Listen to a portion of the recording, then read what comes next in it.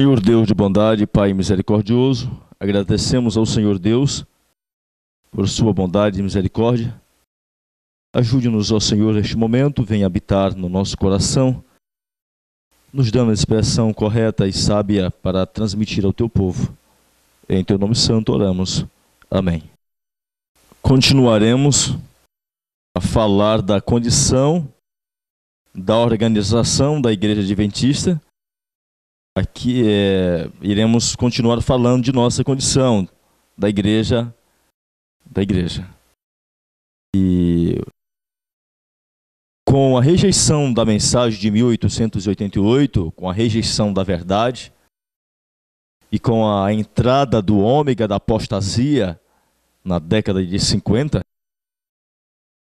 ali, com a inovação das coisas, entrou uma enxurrada de ministros. Analise bem. Uma igreja sem um ministro é algo muito sério. Os membros são agora entregues aos lobos, mas agora já pensou uma igreja com um ministro falso? É coisa pior ainda. E esses ministros, eles abriram as portas da igreja para uma enxurrada de mundanidade.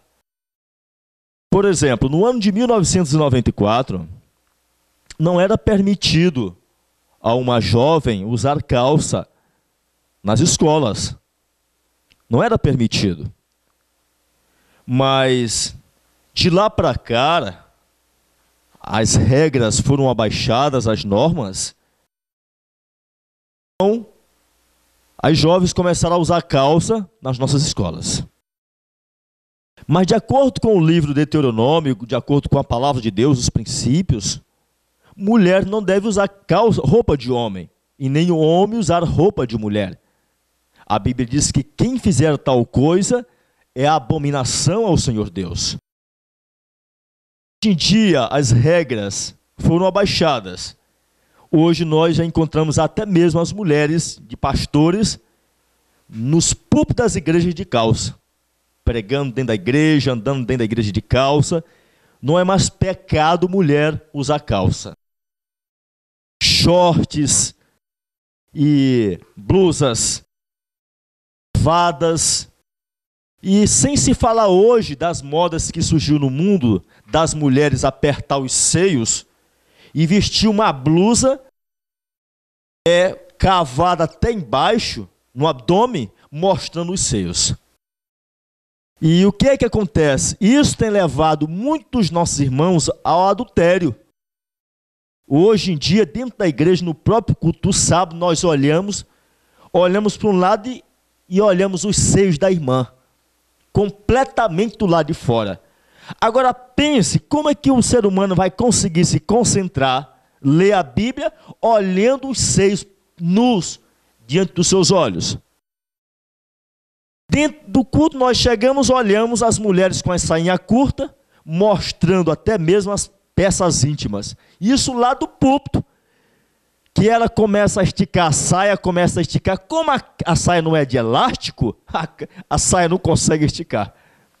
E quem está daqui fica olhando tudo, certo? A maioria, coitado, não consegue assimilar nada, a não ser as partes íntimas das irmãs. Então esse é o estado atual da nossa igreja, e ninguém diz nada. Ninguém diz nada, ninguém fala nada, certo? E sem se falar de homens que ficam dentro da igreja completamente excitados, nervosos, de olhar aquelas irmãs para lá e para cá, para lá e para cá, passando como se fosse um desfile de moda. Então essa é a condição hoje de nossa igreja, é a condição dos jovens, das piscinas estabelecidas nas escolas adventistas, aonde os ministros ali vão tomar banhos e as irmãs tudo de pecinha, tudo de roupas íntimas. E ali nós estamos representando a Jesus e cheio do Espírito Santo. A irmã está cheia do Espírito Santo, só de sutiã e calcinha, banhando com o pastor, banhando com os obreiros e com outros homens dentro da piscina, cheio do Espírito Santo, certo?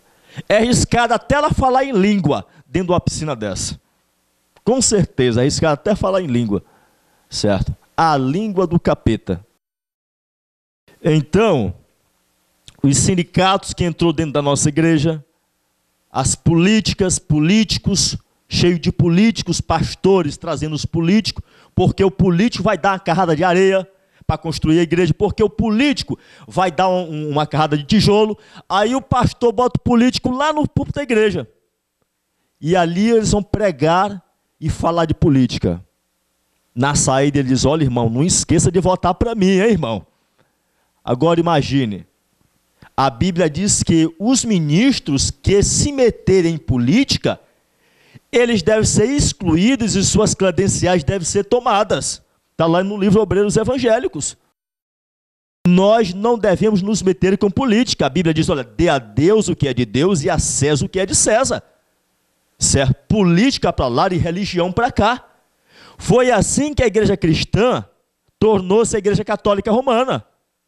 Certo? No ano 323, quando Constantino abraçou o cristianismo, e o cristianismo abraçou a Constantino. Então ali tornou-se num sistema papal. E hoje é a condição da nossa igreja. Oração de joelho, que hoje ninguém ora mais de joelho na igreja.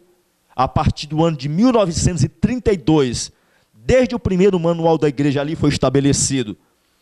E cada de 5 em 5 anos que passa, as coisas ficam pior. Desde o início do culto até o final, raramente, às vezes, uma oração é feita de joelho. E todas as outras são feitas em pé. E a Bíblia diz que esse é um costume farisaico, orar em pé na igreja. Então, irmãos, estamos olhando a atitude, como a igreja está de cabeça para baixo. Está uma confusão tremenda dentro da igreja. Hoje também, pessoas dentro do manual da igreja, a partir do ano de 2004, foi votado que as pessoas devem se divorciar sem ser por adultério. Por exemplo, se uma pessoa não gostou mais da mulher, ele deve se divorciar. E lá no manual ainda vem dizendo que eles devem ainda se casar de novo. Se casar de novo. Então esse está sendo o estado das coisas dentro da igreja. E isso aqui deve mudar. Os que dos Calebes? Onde está os Josués? Por que não se levanta? Por que não levanta contra essa apostasia? Elias se levantou contra o Acabe, Jezabel e os profetas de Baal. Elias se levantou, firme como uma rocha, contra a apostasia prevalecente dentro da igreja naqueles dias.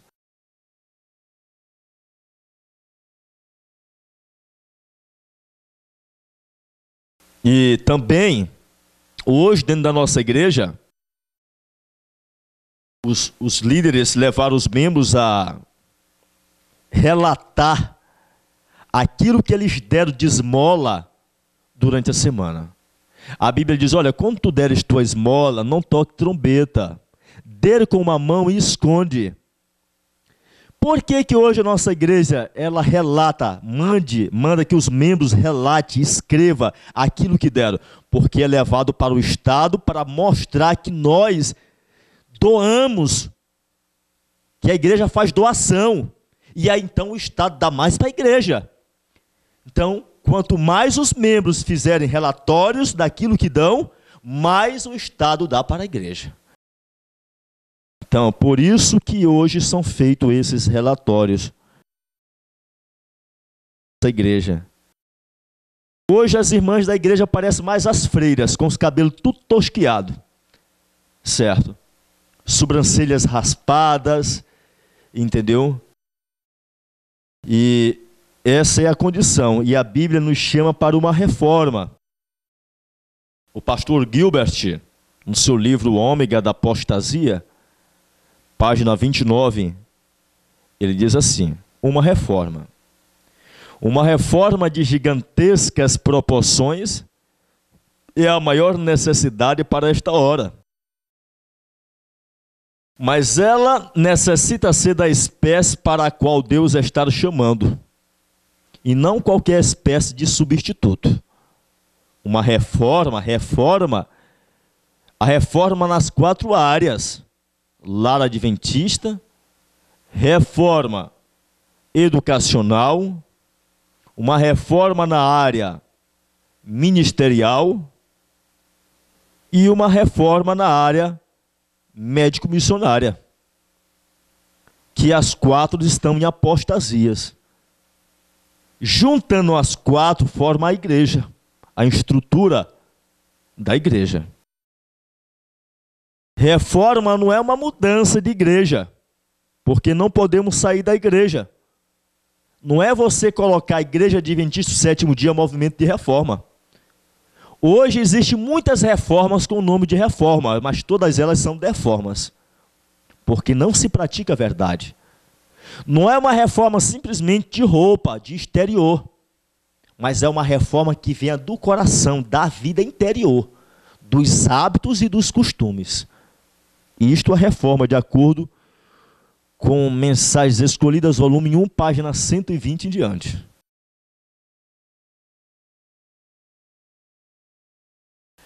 A reforma deve ser construída sobre a aceitação do Evangelho em toda a sua inteireza. Isto aconteceria através do arrependimento, do assédio de nossos pecados, sobre a pedra de tropeço de nossa história denominacional. E tal arrependimento deve ser seguido por reforma e obediência. Qualquer reforma ou reavivamento espiritual em nosso meio, a qual ignore estes fatos, o qual tem acontecido muitas, será um falso substituto e será acompanhado por um poder cheio de perigo. Uma reforma ou reavivamento espiritual que deixe de fora os assediantes pecados que peleja contra esta tese, descerá ao nível dos esforços de reavivamento de outras igrejas protestantes e estará na base da aceitação de Cristo, apenas nominal, enquanto falha em atender às definidas mensagens que ele durante muitos anos tem enviado a este povo. Tal aceitação dele pelos adventistas do sétimo dia é uma zombaria de Deus. Gilbert continua.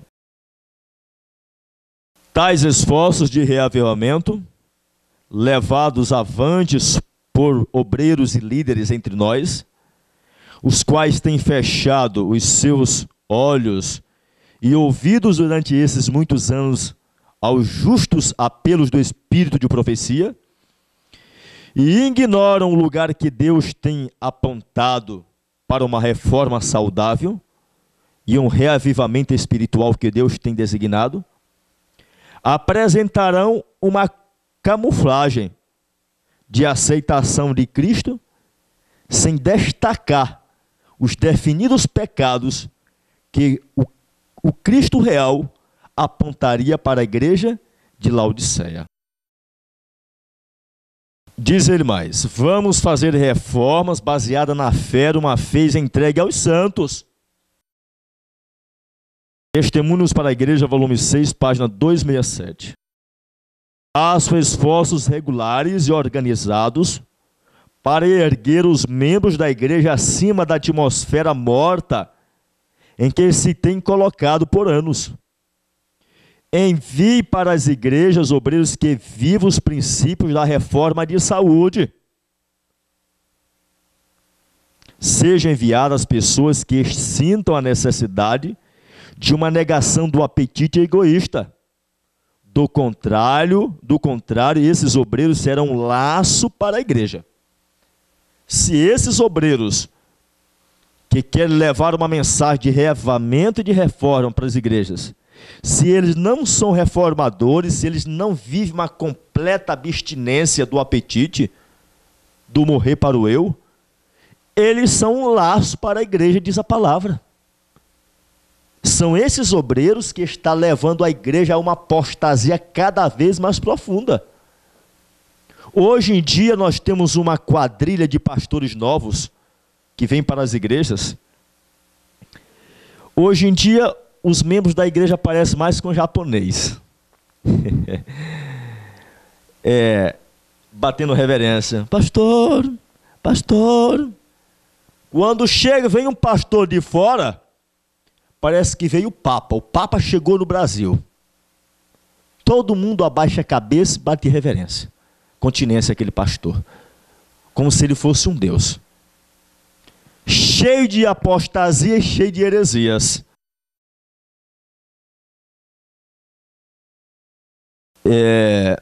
Continuemos. Vamos enviar para as igrejas obreiros que colocarão os princípios da reforma de saúde em sua ligação com a terceira mensagem angélica. Antes que cada família e indivíduo encoraje todos a tomar parte em uma obra para os seus seguidores e ver se o sopro de vida não retorna rapidamente para estas igrejas. Então, se esses obreiros forem homens consagrados ao Senhor Deus, o sopro de vida de Deus virá à igreja adventista do sétimo dia, como veio sobre ela dias dos pioneiros.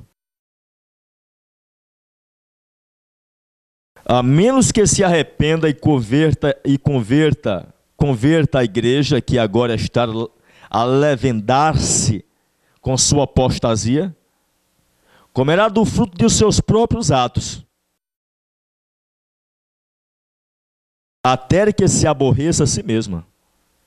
Quando resistir ao mal e escolher o bem, quando buscar a Deus com toda a humildade e alcançar sua alta vocação em Cristo, permanecendo na plataforma da verdade eterna, e pela fé lançar mão dos dons que para ela se acham preparados, então será curada a sua apostasia. Aparecerá então na simplicidade e pureza que Deus lhe deu, separada de embaraços terrenos. Ela deve deixar os embaraços terrenos, mostrando que a verdade com efeito a libertou. Então os seus membros serão na verdade os escolhidos de Deus, os seus representantes. Hoje os líderes e membros não são representantes de Cristo. Uma certa vez, o governo da Inglaterra mandou um embaixador para a América do Norte e estavam ocorrendo alguns problemas na América, e aquele embaixador, ele se intrometeu, ele começou a fermentar as questões ali dentro da América do Norte.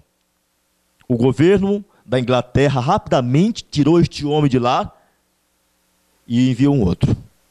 Por quê?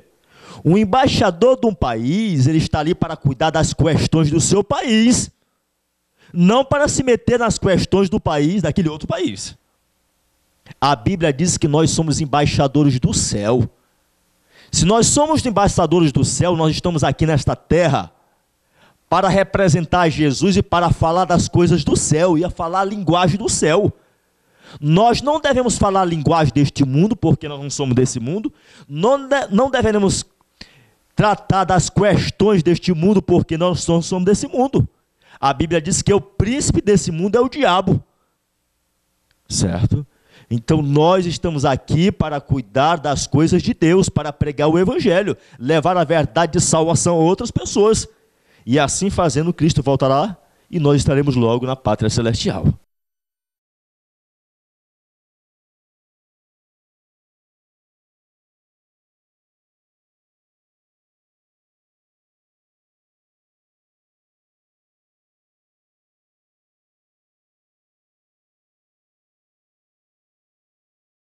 A Bíblia, no livro Meditação Matinal de 80, página 153, diz assim: aqueles que se recusam a andar nas pegadas do Senhor, aqueles que se recusam a andar no caminho estreito da abnegação, que Cristo chama todos eles de ladrões e salteadores.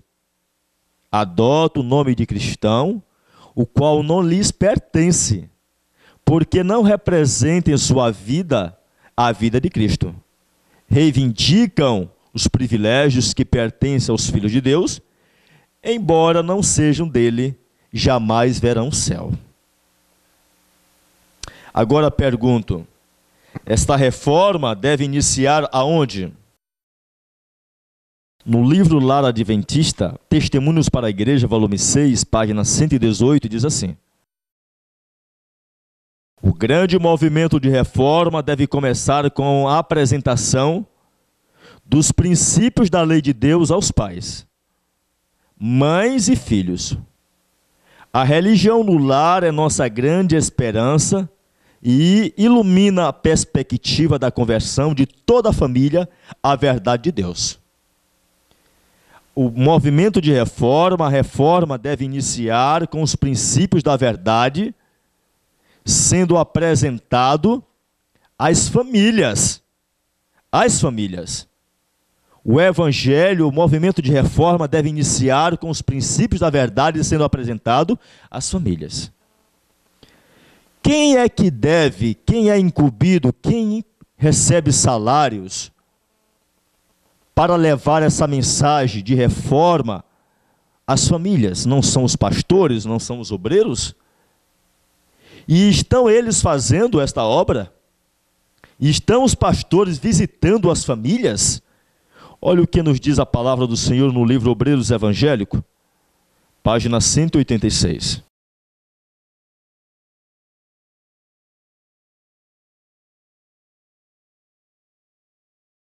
Se um pastor que entra para o ministério da obra, escolhe a parte que exige menos sacrifício, contentando-se com pregar e deixando a obra do ministério pessoal para ser feita por alguma outra pessoa, seus serviços não serão aceitáveis diante de Deus.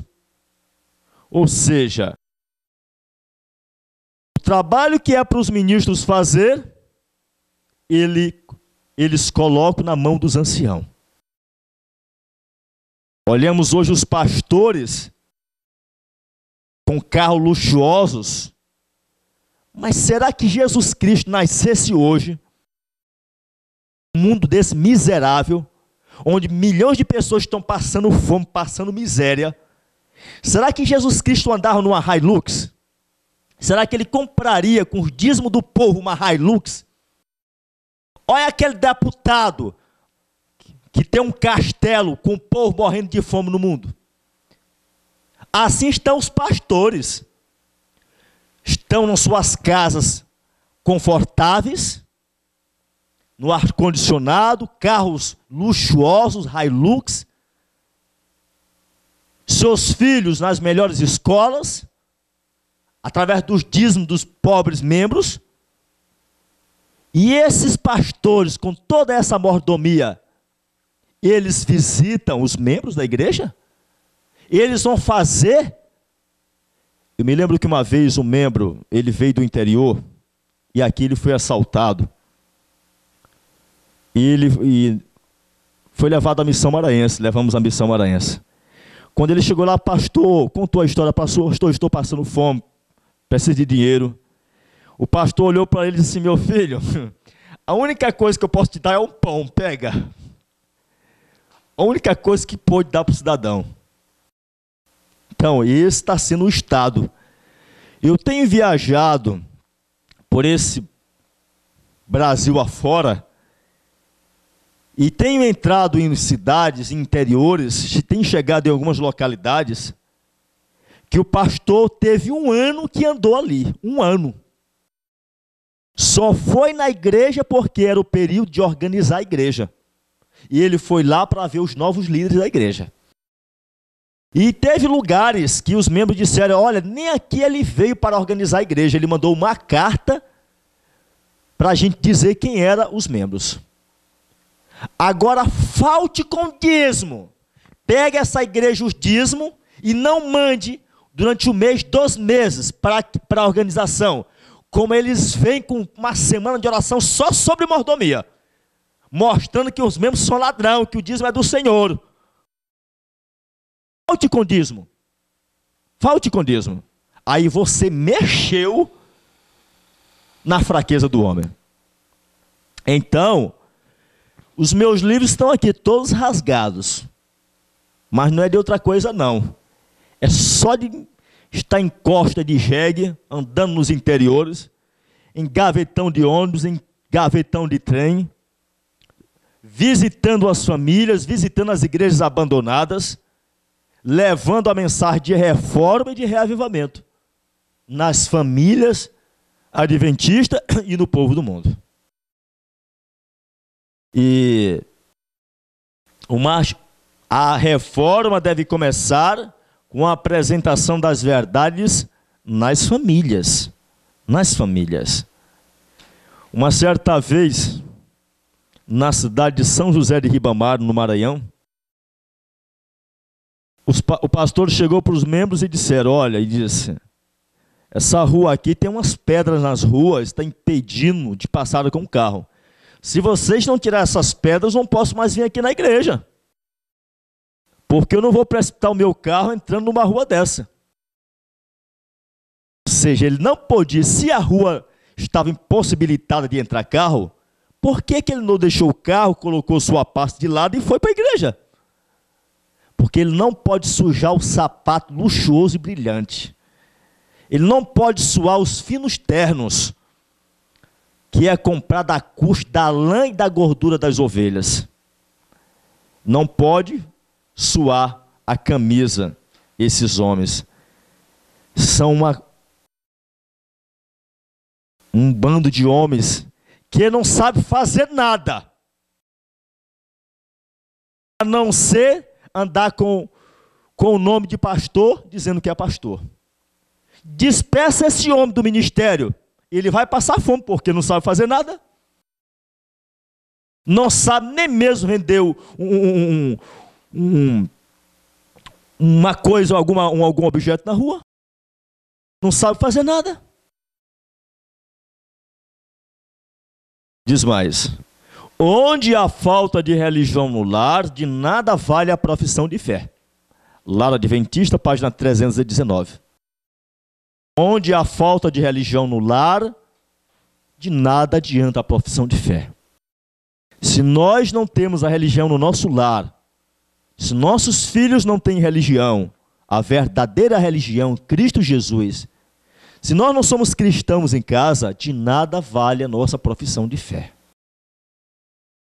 Muitas das vezes, a gente sai para pregar o evangelho em outros bairros, em outras localidades, mas não saímos para pregar o evangelho na nossa própria rua. Por que na nossa própria rua não? Porque nós damos tanto mau testemunho aos vizinhos, que os vizinhos jamais aceitariam a verdade pregada por nós. E a Bíblia diz que os discípulos começaram pela família, depois foi aos parentes, depois foi aos vizinhos e depois nos confins do mundo. Assim que o evangelho começou a ser pregado nos dias de Jesus. Muitos os pecados, no dia do juízo, muitos serão deixados de fora da cidade de Deus, pelos pecados que supunham ser indignos de nota. Os pecados que estão dispostos a desconsiderar como sendo pequenos, pode ser exatamente aqueles que Deus considera como grandes crimes. Testemunhos, volume 5, página 337. Os pecados pequenos são as pequenas pedras que derrubam o homem. Uma pedra desse tamanho se vê, mas os pecados pequenos, certo? Ah, o Senhor não leva a sério isso é um pecado pequeno. É a transgressão nas pequenas coisas que primeiro leva a alma a afastar-se de Deus. Revista Herald, volume 4, página 233. A transgressão nas pequenas coisas que leva o ser humano a afastar-se de Deus. Lembremos, irmãos, um ato forma os atos. Os atos formam o quê? Um hábito. O hábito forma o caráter. Um passo nos leva a outro passo. E se continuarmos dando os passos, chegaremos a um determinado lugar. Então, os pequenos pecados nos levam aos grandes pecados. Eles abrem as portas, as entradas da alma, para os chamados pecados cabeludos, os maiores pecados, né? Muitos acham que se não ingere carne e artigos de alimentos mais pesados, podem utilizar-se de alimentos simples, até não poderem comer mais nada. Ou seja, muitos são glutões. Eu sou reformador, não como carne. Ele pode pegar uma dúzia de banana, 1 quilo de abacate, comer até morrer. De noite, comer até morrer. Comer durante o dia todo, merendando, tomando lanche. A Bíblia diz que nós somos o templo do Espírito Santo. O nosso corpo deve ser apresentado a Deus como oferta. Nós devemos ter tempo para comer. Salomão diz que há tempo para tudo debaixo do céu. O nosso organismo precisa de descanso para poder estar pronta para uma próxima refeição. Então nós precisamos ser reformador como cristão e não glutões. A Bíblia nos diz lá no livro de Gálatas que um dos frutos da carne é a glutonaria. A Bíblia diz que aqueles que tais coisas praticam não é do reino dos céus. Glutões no céu nunca. Comer para morrer? Eu conheci uma pessoa, nós trabalhávamos juntos, e uma vez nós fomos ao restaurante.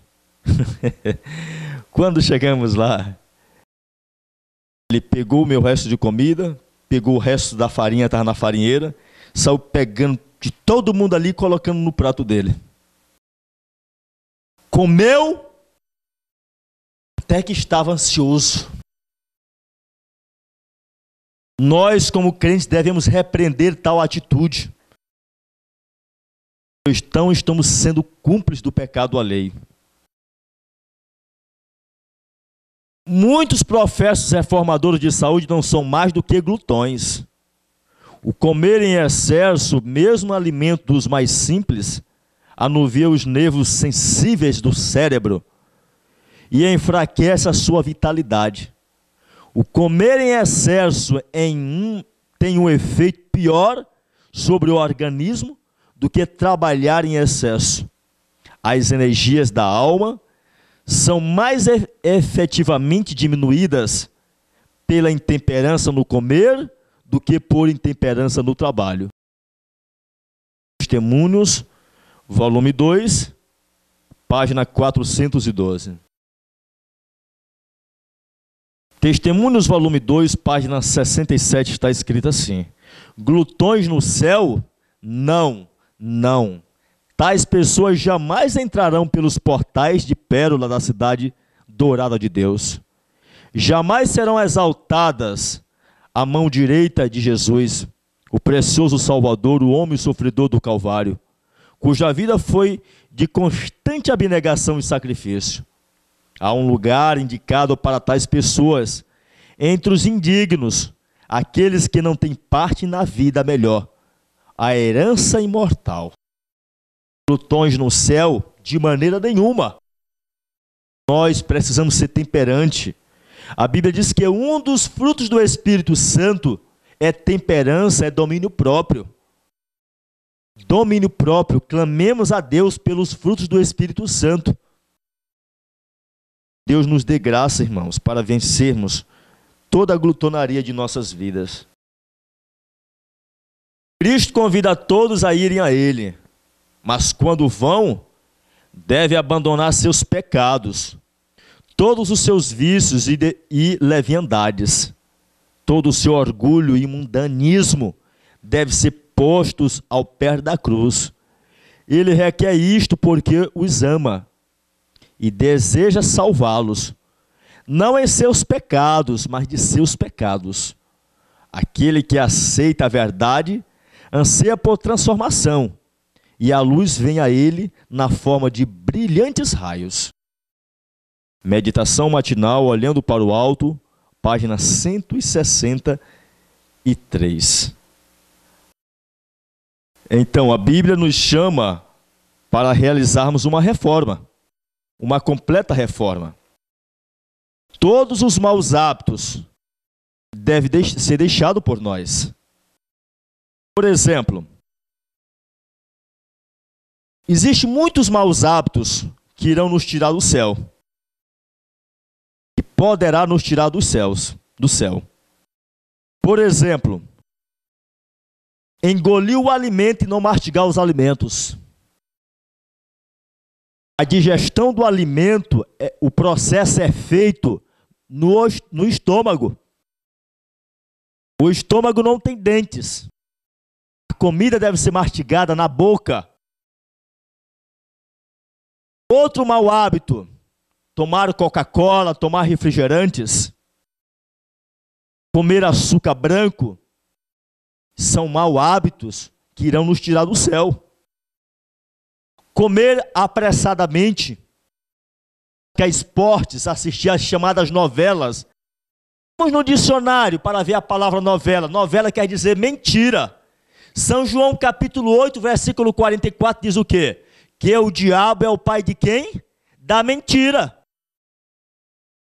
A única coisa que as irmãs irão aprender nas novelas é trair os maridos. Certo? E eu me lembro que no passado, quando o homem assistia a novela, ele era chamado de efeminado. Hoje, quando começa a novela, os primeiros que vão para assistir a novela são os homens. Não podemos perder a novela. Como as coisas mudou, hein? Como mudaram as coisas, irmãos? A transgressão do santo sábado, a transgressão, a violação dos mandamentos de Deus. Convido a igreja que assista às palestras sobre o sábado para compreender que o sábado é o repouso de Deus. Então, os esportes, tantas outras coisas que irá tirar muita gente do céu. Devemos lutar com unhas e dentes, tendo sede e fome da vitória sobre o pecado, seja grande ou pequeno. Para se obter o sal da cozinha, é necessário combinar o cloro e sódio. Para obtermos a vitória sobre o mal, precisamos combinar nosso esforço pessoal com o poder divino da palavra, citada no momento da tentação, obviamente embasados por uma vida devocional e eficaz, a saber, 3 períodos de oração particular, meditação sobre a vida de Jesus, culto com a família, orar sem cessar, frequentar a igreja e envolver-se na pregação do Evangelho. Pastor Alonso Trevier Jones, ele vem mostrando que o apagamento dos nossos pecados deve ocorrer antes do derramamento da chuva serôdia. Ou seja, decreto dominical, nós estamos bem aqui, no período da chuva serôdia. Devemos estar orando pela chuva serôdia. Aqui, nós nos encontramos hoje bem aqui. Mas antes de cair a chuva serôdia, o que vai vir? Decreto dominical. E antes de sair o decreto dominical, o que vai vir? O apagamento dos pecados. Ou seja, quando o decreto dominical chegar, o decreto dominical deve encontrar um povo santo, um povo puro, preparado para receber a chuva serôdia. Do contrário, eles receberão o sinal da besta. O decreto dominical é uma linha divisória. A porta da graça se fechará primeiro para os adventistas do sétimo dia, depois para o mundo. A linha divisória é o decreto. Vamos ver o que nos diz o pastor Jones. Mostrando que o apagamento dos pecados, ou seja, o apagamento dos pecados é a purificação do santuário. Mas a purificação do santuário celestial só ocorre quando ocorrer primeiro a purificação do santuário terreno, ou seja, das pessoas. Porque a Bíblia diz que nós somos o templo do Espírito Santo. Nós somos o santuário do Espírito Santo. Então nós temos o pagamento do pecado da minha vida, a introdução da justiça eterna, aí depois vem a eliminação dos pecados do céu, do santuário do céu. Logo após nós teremos o quê? Decreto dominical e derramamento da chuva cerúlea. Então, isso significa que quando o decreto dominical chegar, Deus terá um povo puro, Deus terá um povo santo. Então o santuário ali tem que ser purificado para poder o povo receber a chuva cerúlea. Analisemos bem uma coisa. Isso significa que os nossos casos vão ser julgados. Lembremos bem, quando a parábola da ceia, quando o rei entrou, ele encontrou alguém que não estava vestido com veste nupcial. O que foi que aconteceu com aquele ser? Separado daqueles que tinham vestido as vestes nupcial. As vestes nupcial tinham sido providas pelo rei. As vestes nupcial representam o caráter e a justiça de Jesus. Então significa que antes de sair o decreto dominical, o povo de Deus deve tomar posse dessas vestes nupcial, vesti-la, tomar sobre si. Então, ali naquele momento, os seus pecados foram apagados do livro do céu. Não vai mais ser transferido o pecado para o céu. Mas segundo ponto, os nomes das pessoas que são escritos no livro do céu são somente da Igreja de Deus, dos Adventistas do sétimo dia. Então, agora você pergunta, e as pessoas que irão ser ganhas pela chuva cerúlea? Quando ela começar a ser derramada no decreto dominical. As pessoas não se tornarão cristãs? Sim, elas se tornarão da mesma fé. Os seus nomes serão escritos no livro da vida. Mas só que essas pessoas não irão mais pecar. Então, como elas não irão mais pecar, porque estão sendo ganhas para o Evangelho no derramamento da chuva cerúlea, então elas não terão mais pecados para ser transferidos para o santuário. Então isso significa que do decreto dominical até o fechamento da porta da graça em diante, o santuário estar completamente purificado, não vai haver mais pecado para ser transferido para o santuário. Porque o povo de Deus foi purificado, seus pecados foram eliminados antes de sair o decreto. As pessoas que se converteram para a verdade ao sair o decreto não cometerão mais pecados. Então, o santuário vai permanecer puro para toda a eternidade. Olha o que diz o pastor Jones. Como consequência hoje, justamente agora, durante o tempo que se chama hoje, como nunca antes, a palavra de Deus a todo homem é: arrependei-vos e convertei-vos, para que seja apagados os vossos pecados. E venham os tempos do refrigério pela presença do Senhor. E ele envie Jesus Cristo designado de antemão, a quem é necessário que o céu retenha até o tempo da restauração de todas as coisas. Atos capítulo 3, versos 19 a 21. O tempo da vinda do Senhor e da restituição de todas as coisas estar verdadeiramente às portas. E quando Jesus vier, será para tomar o seu povo consigo, para apresentar a si mesmo uma igreja gloriosa, que não tivesse mancha, nem ruga, nem coisa semelhante, senão que fosse santa e sem mancha. É para ver a si mesmo perfeitamente refletido em todos os seus santos. Continua Jonas. E antes que venha, seu povo deve estar nesta condição de perfeição e santidade. Antes que venha, devemos ter sido levados a esse estado de perfeição, a plena imagem de Jesus Cristo. Efésios capítulo 4, versos 7 e versos 8, de 11 a 13. E esse estado de perfeição, esta relação da imagem completa de Jesus em cada crente, isto é a consumação do mistério de Deus, que é Cristo em vós, a esperança da glória.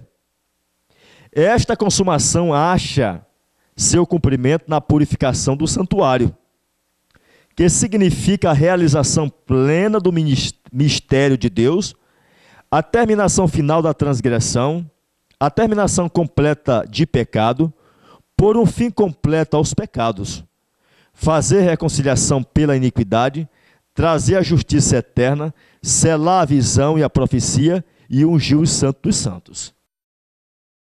Então, a eliminação do pecado é a consumação do evangelho. Primeiro, a consumação do pecado tem que ser realizada na igreja de Deus, entre o seu povo, para poder ser levado o evangelho ao mundo, para concluir esta obra naqueles que ainda estão no mundo. Diz mais o pastor Jones: posto que é neste tempo que a vinda de Jesus, a restauração de todas as coisas está às portas. Esta perfeição final dos santos deve necessariamente preceder a vinda do Senhor e restituição de todas as coisas. Temos uma sólida evidência de que agora estamos no tempo do refrigério, no tempo da chuva serôdia. E tão certamente como isto era assim, estamos atualmente vivendo no tempo do apagamento definitivo de todos os pecados. A purificação do santuário consiste precisamente em apagar os pecados. Então, como eu expliquei, a purificação do santuário consiste no apagamento do pecado. Se não ocorrer a eliminação do pecado na minha vida, na vida do povo de Deus, o santuário não será purificado. Se o santuário não for purificado, não ocorrerá derramamento de chuva serôdia. Então nós temos apagamento do pecado, decreto dominical, chuva serôdia, que é purificação do santuário, decreto dominical e chuva serôdia. Diz mais Jonas: e tão certamente como isto era, assim estamos atualmente vivendo no tempo do apagamento definitivo dos pecados. A purificação do santuário consiste precisamente em apagar os pecados, em acabar com a transgressão em nossas vidas, em pôr fim a todo o pecado em nosso caráter, na vida da própria justiça de Deus, que é pela fé em Jesus, para que ela somente permaneça para todo sempre. O apagamento dos pecados deve preceder a recepção do refrigério da chuva serôdia, diz Jones. O apagamento dos pecados, a purificação do santuário, deve preceder a recepção do refrigério da chuva serôdia. Já que a promessa do Espírito vem somente sobre aqueles que têm a bênção de Abraão. Esta bênção se pronuncia somente sobre aqueles que se estão redimidos do pecado. Portanto, agora como nunca antes, devemos arrepender-nos e converter-nos para que nossos pecados sejam apagados que se possa pôr fim completo, por completo ao pecado em nossas vidas e trazer a justiça eterna, isto com o fim de que seja nossa a plenitude do derramamento do Espírito Santo neste tempo do refrigério da chuva serôdia. No caminho consagrado para a perfeição cristã, páginas 114 a 115. Então, que fique decidido, mais uma vez, se o povo de Deus continuar esperando que suas vidas sejam purificadas, os pecados sejam eliminados pela chuva serôdia, eles irão receber as 7 últimas pragas, com o resultado de suas transgressão e cegueira espiritual. Iremos orar ao Senhor e depois retornaremos para concluirmos essa mensagem em nome de Jesus. Senhor Deus, obrigado por tudo, enche-nos de tua graça e nos prepare para estarmos com nossas vidas puras, recebermos o derramamento do Espírito Santo. Deixes continuarmos com a cegueira, esperando que o Espírito Santo, a chuva serôdia, irá remover nossos pecados. Perdoa-nos, ajude-nos a enxergarmos, enche os nossos olhos com a tua palavra, em teu nome santo.